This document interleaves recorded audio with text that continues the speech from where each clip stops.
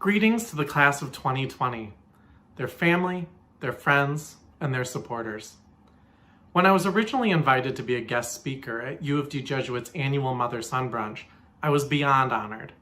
At the time, I never thought I'd actually be giving this speech in my living room, filmed on my phone, and with dire need of a haircut. With everything going on in the world right now, I am grateful for the event's organizers who rallied together and made this opportunity possible. The class of 2020 deserves this chance to celebrate the amazing 4 or 6 years spent at 8400 South Cambridge Avenue, even if we can't be together in person to do so. As fictional headmaster Albus Dumbledore once said, "Happiness can be found in the darkest of times if one only remembers to turn on the light." In my 4 years as a student and my 10 years as a teacher, I have always been impressed by U of D Jesuit's ability to come together as a community in times of triumph or in times of tribulation in order to share in each other's light. While we may have experienced more than our fair share of darkness this school year, it is important to remember the good times we've shared as well. Today, in this moment, you, the class of 2020, are the light. We are all blessed to know you and have you in our lives. The Harry Potter series will always hold a special place in my heart. Growing up, my friends and I spent our formative years from 11 to 17 right alongside Harry Potter. Sure, Harry was flying on broomsticks and casting magic spells while we were dissecting fetal pigs and writing junior research papers. But we were all on the same journey of self-discovery, learning about the joys of true friendship and the fantastic power of love.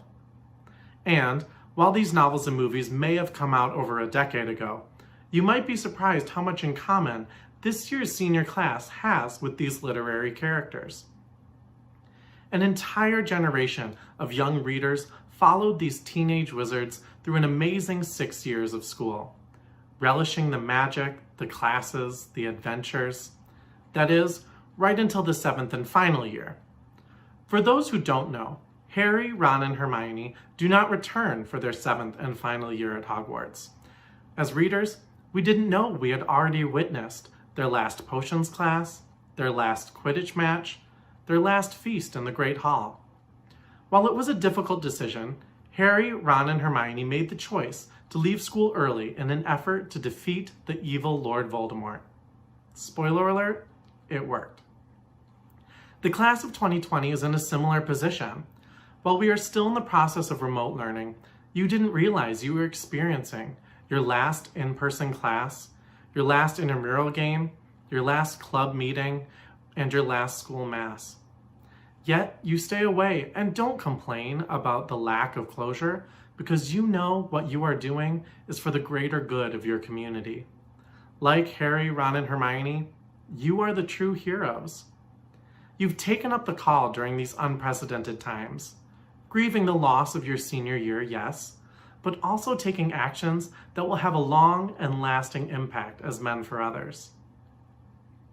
It is customary for the guest speaker to share some lasting wisdom with the senior class before they head off into the world as independent adults. One author claims, "All I really need to know, I learned in kindergarten."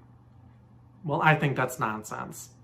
Sure, tying your shoes and cutting with scissors are important life skills, but I credit my major growth and formation as a human being to the time I spent here at the High. In fact, today I would like to spend some time pinpointing a major source of quality inspiration. As a book-loving English teacher is before you, you might be thinking to yourself, great, he's going to talk more about literature and the power of reading. Well, you'd be wrong. As an educator at a Catholic school, your next thought might be, how about another story about St. Ignatius, faith, and spirituality? Wrong again. I want to call your attention to an unlikely source that holds all the answers to your future success: the school mascot. That's right, the Cub. We've all seen him at pep rallies and sporting events. Most of us have him plastered over numerous maroon and white spirit shirts that make up more than half of our wardrobe. Some of you might have even been him earning the privilege to sweat your butt off in that tiger costume while amping up your fellow Cubs. This is what it all comes down to, my friends. Living life like a mascot. Lesson 1. Find your team. Every mascot has a team specifically for them. No other school could pull off the Commodores like Vanderbilt University. The school's namesake is Cornelius Vanderbilt, who made his fortune in shipping. They wouldn't make sense anywhere else. Likewise, the Raven from Edgar Allan Poe's hometown is named after the famous poem. Even the Cubs of U of D Jesuit have a rich past due to our connection with the former historic Detroit College. It is important for mascots to find their appropriate team. I am the oldest child of my family. Growing up, there weren't strong expectations for where I would end up after 8th grade at St. Hugo. The whole archdiocese was open to me. After a series of open house tours and some process of elimination, I became one of 12 students from my middle school to leave Bloomfield Hills to attend the High in Detroit. And I am so happy that I did. The friends that I made while at U of D Jesuit are the ones that I lived with in college, the ones that I spend time with on the weekends, celebrate with at weddings and baptisms, and mourn with. The team that I found as a student has stuck with me through it all. It's okay if my experience isn't your experience. Maybe your team is waiting for you in college, in classes, in campus activities, in late-night library study groups. I don't know what type of teacher I'd be today if it weren't for my School of Education cohort at the University of Michigan. Maybe your team is waiting for you after graduation in your future career. I thank God that I am blessed with having found another team at U of D Jesuit through my fellow coworkers. Whether it's listening to me complaining about assigning too many essays, or reaching out through text chains, sharing last-minute Starbucks orders before school meetings, I know they got my back, and I have theirs. Make sure you join in and participate.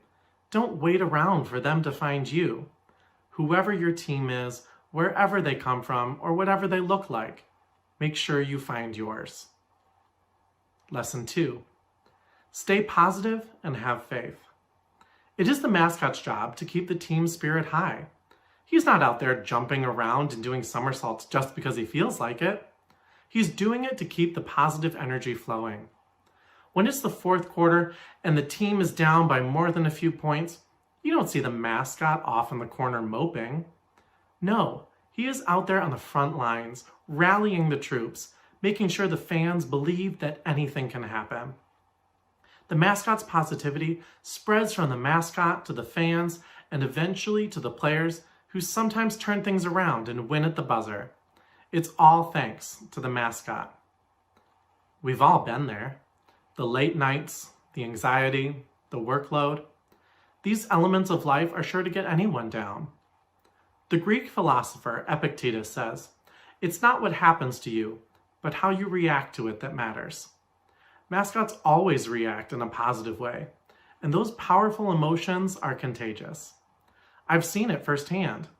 Students who are negative can drag others down with them, but if one student shares some of his happiness, then it bounces around the room until all of the negativity is swept away. From simple jokes or a wave in the hallway to including someone at lunch or surprise donut offerings, we've all seen the awesome effects of positivity.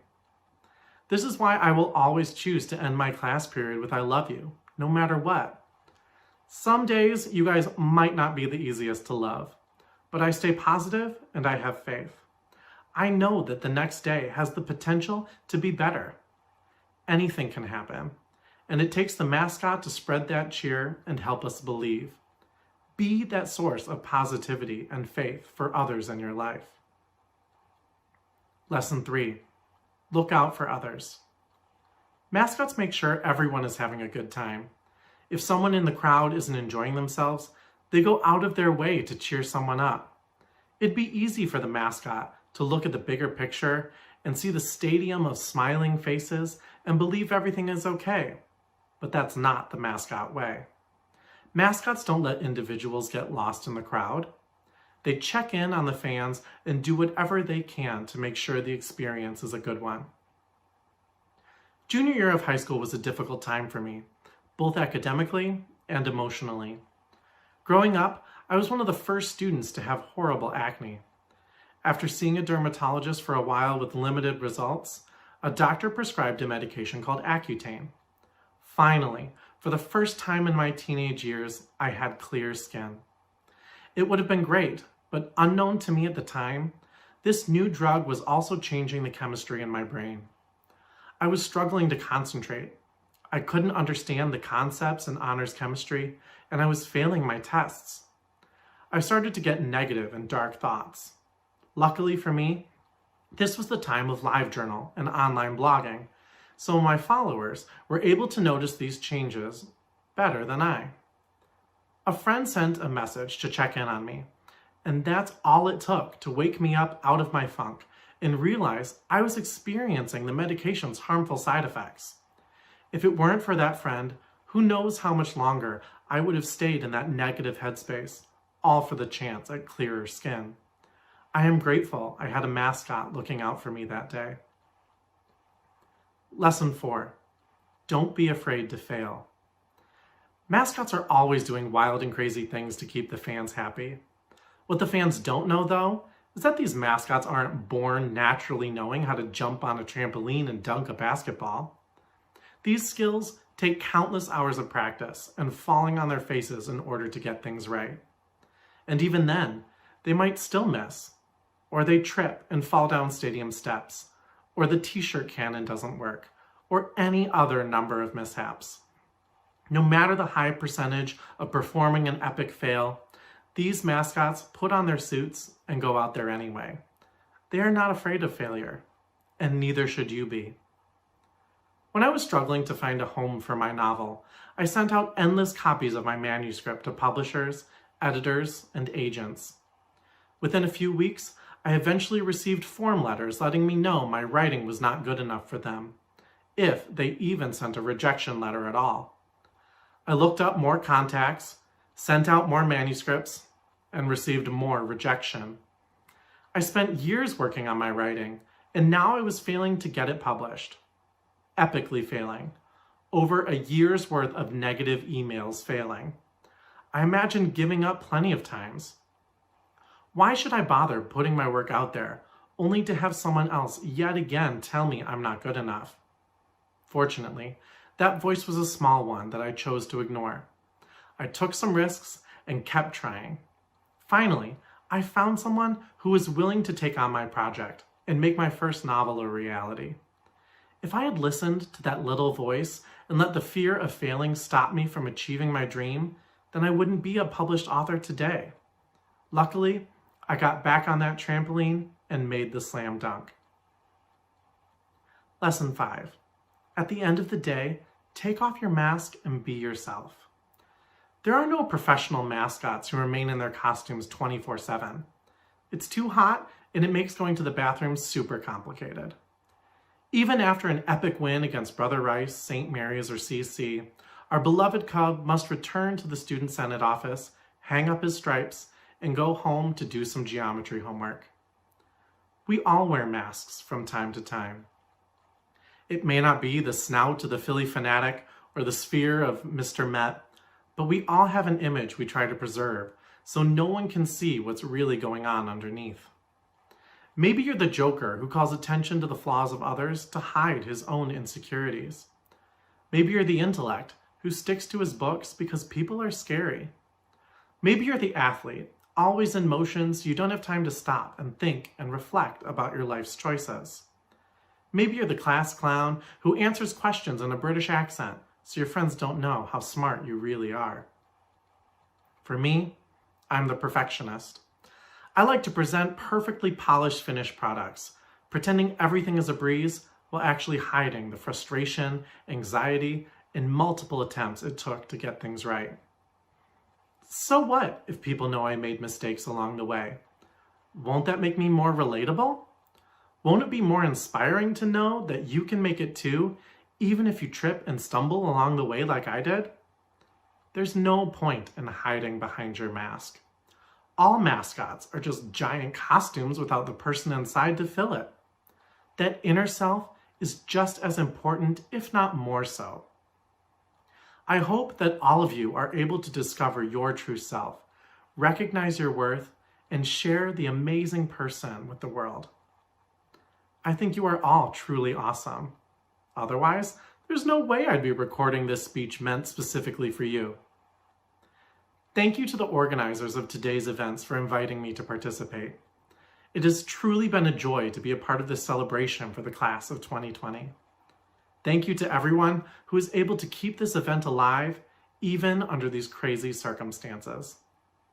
Thank you to those who made it to the end of this speech, even without being physically trapped in a banquet hall with no other option. And thank you to the class of 2020 for being an amazing group of young men who have brought so much light to the lives of those who know you. I miss you. I love you. Thank you.